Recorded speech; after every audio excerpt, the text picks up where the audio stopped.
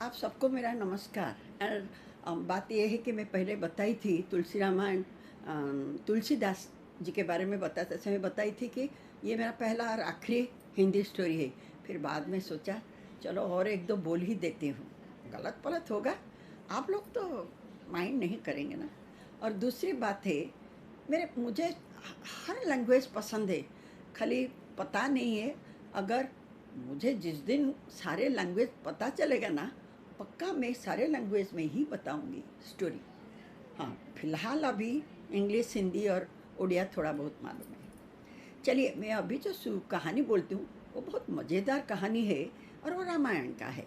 बात यह है कि आपको सबको पता है बाली और सुग्रीव, और उन्हीं के बीच में क्यों झगड़ा शुरू हुआ। वो दोनों तो भाई ही थे, लेकिन झगड़ा हुआ क्यों, इसी का कारण मैं बताऊंगी। ठीक है, तो आपको पता है, मैं शुरू करती हूँ। आपको पता है बाली और सुग्रीव दोनों रुखे राज के बच्चे थे। बाली था बड़ा और सुग्रीव था छोटा भैया। अभी सुग्रीव बाली को बहुत मानता था, और बाली बड़े होने के कारण वो राजा बन गया, और सुग्रीव हमेशा उनका सेवा करता था, बहुत ओबीडियंट था, मानता था। पर ऐसा एक दिन हुआ कि, और बाली का ना इतना ताकत था, वो इतना प्रतापशाली था कि उसके सामने कोई टिक नहीं पाते थे। फिर क्या हुआ ना, माया दानव करके एक राक्षस था, उसका दो बच्चे थे, और दोनों लड़के का नाम था, एक का नाम था मायावी, दूसरा का नाम था दुंदुभी। तो वो दुंदुभी ना, दोनों को दोनों बहुत ही बदमाश थे और बहुत हैरान करते थे हर किसी को। तो दुंदुभी क्या किया ना, एक दिन वो तो सुना था कि बाली इतना प्रतापशाली है, और एक दिन वो आके, बाली सोया था, उसकी दरवाजे के बाहर खड़े होके, मैंने राज दरबार के बाहर खड़े होके चिल्लाने लगा कि अरे तू क्या सोया है, अगर तेरा ताकत है मुझे दिखा, आज मैं तेरे को मार के चकनाचूर कर दूंगा। जैसे दुंदुभी ऐसे बार बार बार बार बोला, पहले बाली सुनता नहीं था कि जाने दो, कौन दुंदुभी की कौन मानता है, लेकिन वो दुंदुभी बार बार बाली को ललकाराया। जब ललकाराया, मैंने ललकारा, तो फिर बाली को बहुत ही गुस्सा आया। वो फिर उसका दरबार से निकल के आया, बोला अरे दुंदुभी, तेरे को यमदेव क्या प्यारा लगा, क्यों तू मेरे साथ युद्ध के लिए ललकाराता है, तेरे को पता नहीं मेरा कितना स्ट्रेंथ है, कि मैं कितना बलवान हूँ, वो तुझे पता नहीं शायद। ठीक है, आज ही तेरे को दिखाता हूँ। और वो दुंदुभी ना एक भैंस के रूप में आया। तो ऐसे वो तो माया भी है, राक्षस थे, तो उनको हर प्रकार की माया पता था, कभी कभार कुछ रूप बदल देता था। अभी बाली ने उसका दो सिंह को पकड़ के, मतलब हर्न, और वो मुझे नहीं पता ठीक से हिंदी में क्या बोलते हैं, शायद सिंह ही बोलते हैं, जो भी हो, उसको पकड़ के उसको बहुत जोर से लिपटा लिया, और फिर उसको कभी ये नीचे गिराता है, कभी दुंदुभी बाली को नीचे गिराता है। ऐसे मारते मारते मारते मारते दुंदुभी राक्षस क्या किया ना, बाद में देखा कि बाली इतना, उससे इतना बलवान है कि वो उसको जीत नहीं पाएगा, इसलिए वो भागने लगा, और जंगल के ओर से भागते भागते भागते, और जैसे वो भागने लगा तो अभी तो बाली एकदम, उसका टेम्पर तो बिल्कुल ऊंची हो गया था। तो वो दुंदुभी के पीछे भागा कि आज तेरे को मार के ही छोड़ूंगा। और सुग्रीव ने देखा कि भैया, बड़ा भैया उसके पीछे भाग रहे हैं, तो वो भी बड़ा भैया के पीछे पीछे भागने लगा कि भैया मत जाओ, आ जाओ, वो और नहीं आएगा। वो जितने भी बोला बाली सुना नहीं, उसका तो क्रोध आया था, तो उसके पीछे पीछे भागा। तो ऐसे आगे दुंदुभी, पीछे बाली, और बाली के पीछे सुग्रीव, जाते जाते एक बड़ा सा गुम्फा के पास पहुंचे। तो वो राक्षस क्या क्या गुम्फे की अंदर घुस गया।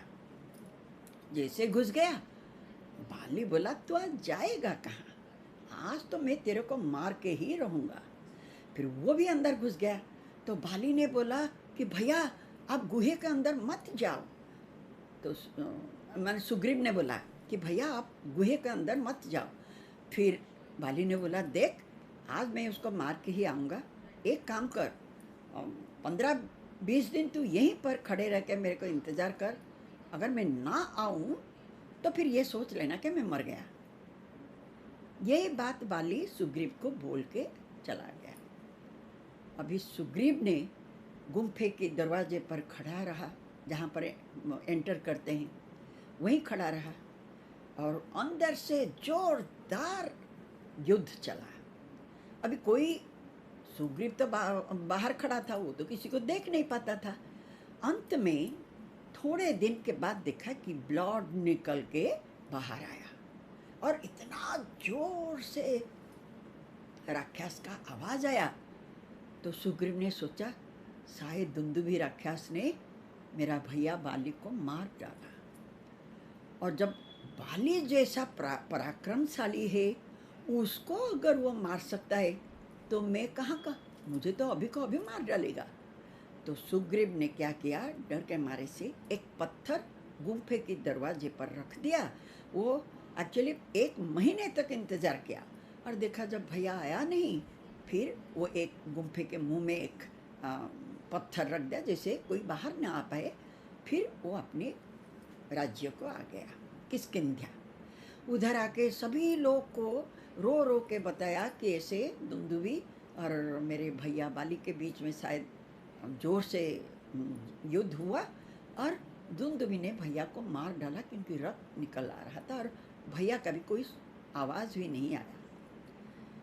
फिर थोड़े दिन गया, सारे किष्किंधा लोग बोले कि ओ सुग्रीव तुम छोटे होने से क्या हुआ, तुम तो बाली का भाई ही हो ना, तो अभी अगर बाली मर गया तो राज्य तो बिना राजा से नहीं चलता है, आपको राजा होना पड़ेगा, इसमें कोई दोष नहीं।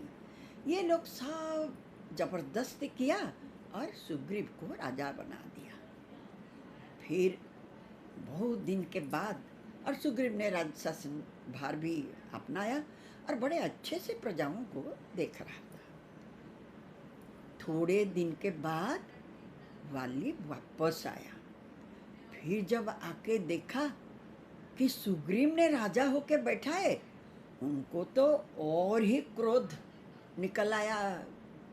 फिर बोला क्या सुग्रीव तुम मेरा भाई का योग्य नहीं है, तेरे मन में इतना कपटता था तो तुम मुझे पहले क्यों नहीं बताया, तुझे राजा होने का था तो मुझे बोल देने का था ना, तब मैं तेरे को राज दे देता था हंसी खुशी। लेकिन तू ये नहीं करके, मैं जब दुंदुभी के साथ युद्ध कर रहा था तभी तू माने जो एंट्रेंस दरवाज़ा को पत्थर में ढक के आया, तू इतना हीन है, ऐसे बोल के उसको बहुत मारा। वो जितना रो रो के बोला भैया मैं ऐसा नहीं किया, ना ही मेरा राजा होने का कोई इरादा था, मुझे ज़बरदस्ती किए तो मैं राजा बनी, आप मेरा बात को विश्वास करो। सभी लोग बोले, लेकिन बाली तो एकदम इतने गुस्से में था, वो कुछ नहीं सुना। अंत में वो सुग्रीव को मार मार के बोला कि तू अभी को अभी ये राज्य छोड़ के जा, नहीं तो तेरे को जान से मार डालूंगा। और खाली इतना भी नहीं, वो सुग्रीव का बीवी को भी अपने पास रख लिया और सुग्रीव को राज्य से निकाल दिया। बेचारा सुग्रीव रो रो के वो इलाका छोड़ के भाग गया। लेकिन पता है आपको सुग्रीव गया कहाँ? वो उसके बाद उसको पता था बाली कितना शक्तिशाली है, कितना पराक्रमी है, तो वो डर के मारे जाके ऋष्यमुख एक पर्वत है उसी की चोटी में जाके गुफाओं में छुप के रहा, और उसके साथ 4 वानरों थे, उसमें से हनुमान भी एक है। लेकिन ये हमेशा उधर से छुप के रहा और कभी भी गलती से ऋष्यमुख पर्वत से बाहर नहीं आया, दूसरे जगह पर नहीं गया। आपको ये नहीं पता है कि बाली तो हर जगह पर, वो तो वानर था, हर जगह पर जा सकता था, तो ऋष्यमुख क्यों नहीं जाके बाली को मार डाला? तो कारण ये है कि बाली को एक ऋषि ने शाप दिए थे कि तू हर जगह पर जा पाएगा, लेकिन जिस दिन तू ऋष्यमुख पर्वत पर पैर रखेगा उसी दिन तेरा मूर्धनि फट जाएगा, मतलब तू तुरंत मर जाएगा उधर। तो वो वाला ऋषि का नाम है मातंग ऋषि।